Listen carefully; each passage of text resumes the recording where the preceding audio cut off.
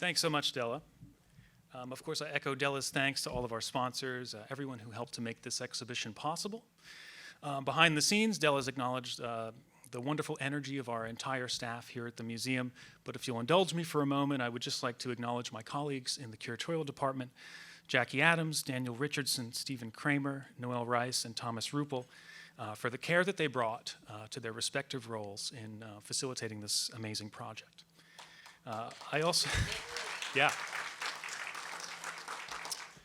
I have to acknowledge, of course, the support of all of our lenders to this show, both institutions and private collections from different regions across the country, who really allowed us, through their generous loans of artwork, to show the full breadth of Tina's career in the galleries, which is wonderful. And I'd be remiss if I didn't recognize the folks on the ground in Pittsburgh. Team Tina, you know who you are, who helped facilitate this show, and of course to Jeremiah McCarthy, who so kindly introduced me to Tina more than a year ago. Tina Williams Brewer has created story quilts for the better part of 4 decades. She's originally from West Virginia. She's been living in Pittsburgh since the 1970s, where she relocated after graduating from the Columbus College of Art and Design. Her work is rich in symbolism and in metaphor. It's multi-layered, both in terms of its content and its form. Her mission as a teaching artist is to really uplift communities by way of educating them about the past and about history. African diasporic history and ancestral memory are the subjects that form the core of her work. And through the use of figural motifs, Adinkra symbols, rich iconography, she connects these sometimes remote subjects to lived experiences of people today.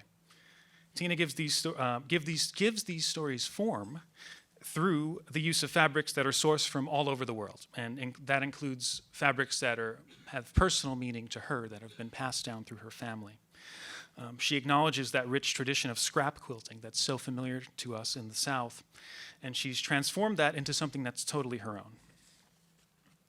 In getting to know Tina over the course of the last year, I couldn't help but notice a number of unusual experiences and synchronicities that seemed to accompany us and follow us around. Whatever we did, there seemed to be some unexpected point of connection. For one, on our very first phone call, I learned that Tina had in fact spent considerable time here in South Carolina at St. Helena Island, and she'd actually been making work inspired by South Carolina for the past 20 years. For that reason, it became clear early on that this show was doubly meaningful, not only to the artist, but to the CMA. The film that you see in the galleries is really an abbreviated portion of a short documentary that was produced on the occasion of this show by our executive producer, Drew Barron. He, as it turns out, grew up in Beaufort. He had his own deep knowledge and experience to share with us as we filmed throughout St. Helena. So I had the great opportunity to travel through Beaufort for the first time for me with Tina and Drew. And Tina conducted new research on that trip, which fed into some new work that premieres in our galleries. The greater ideas that Tina examines in her work are communicated, I think, through a deeply spiritual lens, and one that, in my mind, is very much tied to her chosen medium of quilts, and we'll be talking about that tonight. It's impossible to articulate in words the full scope of meaning that accompanies Tina's work. That's because it's fundamentally ancestral and fundamentally spiritual. It's deeply personal, but in some ways it's also universal. So we developed this project, all of it, the brochure, the wonderful brochure that we produced here at the museum, the film, the exhibition. We produced all of these things with all of this in mind, including this talk. And we had the belief, Tina and I were talking, that the whole communicates something greater than the sum of its parts. So this conversation tonight is really part of that whole. It's part of a longer and greater journey. So the plan is this. Tina and I will chat, go back and forth for the next half hour and talk about her work and her career, and we'll leave about 15 minutes to hear questions from you all. And I really want to recognize also that everyone in this room tonight, I mean, it's standing room only, and we're really appreciative of everyone's support, so thank you. Without further ado, please join me in welcoming to the stage not only a great artist, but someone who I'm really pleased to call a great friend, Tina Williams Brewer.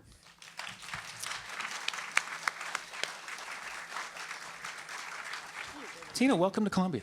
Well, thank you, and I want to thank all of you for showing up to hear me fumble through this, because I am not a even though I'm a teaching artist, I'm always working with professional teachers, and they pick up wherever I kind of like stumble along. So Michael will be my pickup person tonight, and he does it very well. We have gotten to know each other very well through this process, along with this wonderful exhibition and the team here at the Columbia Museum has been wonderful, and it's made me feel at home. So this is my second trip down, and I feel like this is home. And so I'm going to turn it over to Michael so he can guide us along. Okay. So I thought we'd talk about really how you came to the medium of quilting and how you got into this content. And on the screen behind us is a work, an early but important work that you made in 1989 called The Harvest. And it's one of the first works that you see as you enter the show. So how does the medium really play into the content and vice versa? And how did you arrive at both? Well, first of all, I'm a continuous learner. That open yourself up to new materials and information is something that is vital to me. And I started this process. I'm 74 years old, so I'm going to let you know that. And I started this process when I was in my mid-30s. And it was a craft that I felt that I needed to do, but the material became the purpose. And the purpose was that I had never been exposed to the beginnings of our roots here in America. I was not involved with the slave trade and the stories that went along with it. This image moved me so, it was so impactful that it is the beginning of where I started.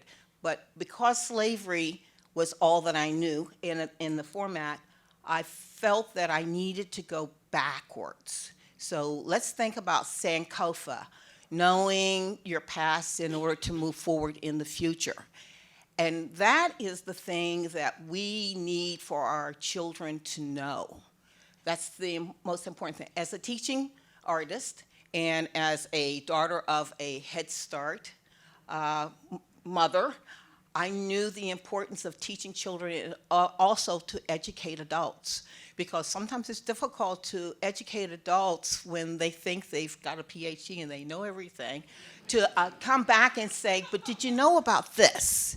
And so the work, this is the first piece that I did, but there are 4 companion pieces as well.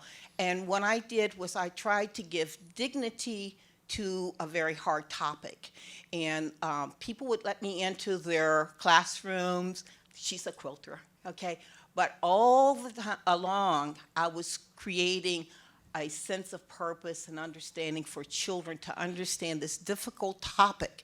And this was back in the 80s, and when this wasn't a topic that people were comfortable with. But through quilting, you can get that engagement and then the conversation. So does that answer that? Yeah, because it's something so familiar. Like we were talking before, and quilting is the kind of thing that kind of everyone has in their family to some degree. There's always a maker, and there's always these objects that get passed down. Mm-hmm. So the medium itself kind of speaks to the work that you're trying to do. And also, I think it's very interesting. We were talking before also that the imagery in the center, there's that chain, but that's actually created with neckties. And neckties from my father-in-law, because I was grieving his passing, and I needed to do something that anchored me with him. So I believe, can I say what I believe? Okay. I believe that inanimate objects have energy, and that by touching things that are part of another being's energy, they can be passed on. So when you go into the gallery and you feel this certain kind of energy in the work, it's because of the fabrics, from where it came from, the people that it connects with. So there is a connection that you can make energetically through inanimate objects. And why do we want, it's like we want, I'm Catholic, so, we like altars and candles and all of that stuff. And that brings comfort to me. So fabric. And the installation in the exhibition, which was, it kind of, we don't call it an altar, but it kind of reads like one. Right. You had, at the bottom in that basket, there's a quilt from your how many greats? So great-great-grandmother, and I never knew that I had a quilter in my family. This all happened serendipitously as well, because I was a interior decorator. I had lots of fabric left over. I carried it home in bags. Every time I came out of there, I had a bag of fabric. So when I came home to raise my family, I needed to make something. So I just used the fabric. And I kept asking, well, what about the family? Do we have family quilts? No, no, no, no, no. But when my uncle transitioned, just before he transitioned, he gave me a quilt that was a wedding ring that my great-great-grandmother had made, that had the cotton with like the knobby cotton in it. And so it's fallen apart. So I took it so there are pieces there that are part of the family energy that I wanted to be represented here, because I'm not by myself. And so often your work is really oftentimes about uncovering hidden histories. Like, that's just a theme that runs through. And so I thought we might talk about process and the way you start laying out a composition, because oftentimes parts get covered. Right. And parts are kind of hidden, and only you know that they're there. So if you might talk about the significance of that. So basically when I started quilting, I felt like I needed to be a traditional quilter. So I did learn how to do piecework, but as I branched out, and one person told me, that's all it takes is one person to tell you, you can do this. Okay, just believe in yourself. So this is 40 years later of staying with it, even though it's like odd and maybe doesn't fit the pattern. But I started putting scraps together, and I don't plan it out. I let the fabric speak to me. Sometimes in the studio, there'll be a piece of fabric on the floor, and I'll pick it up, and it's just what I needed. So I open myself up to process. So I do this is the interesting thing about this. When I was here in 2002 on St. Helens Island, I took pictures with my husband and my family down by the lighthouse. And you can see, we don't have a pointer, but there's a piece of driftwood right there, and then you can see the sand and the waves that are here.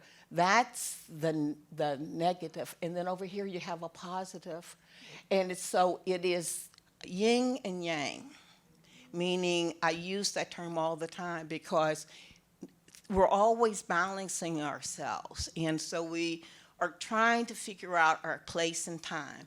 And so this piece, I brought it up, and then I had my friend Leslie Gollum, who interpreted it onto organza. That's the new process of the last couple of years.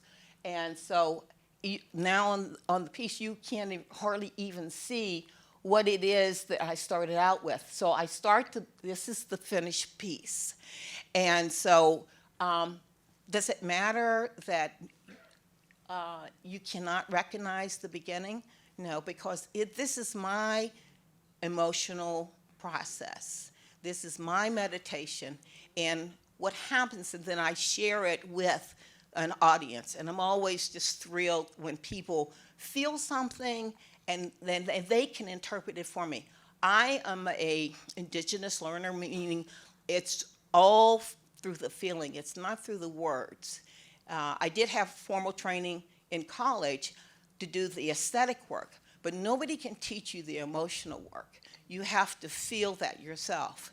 So there you go. And you had also started as, a photographer. Well, you were a ceramicist and a photographer, and you sort of turned to quilting at a time when you were raising children and you were at home more often because you could pick it up and put it down and things like that. And are also, of course, looking at your own family history. But tell us about, so in recent years, you've really begun using photography in different ways and silk screening sort of digital images, and it's resulted in this new series. So this is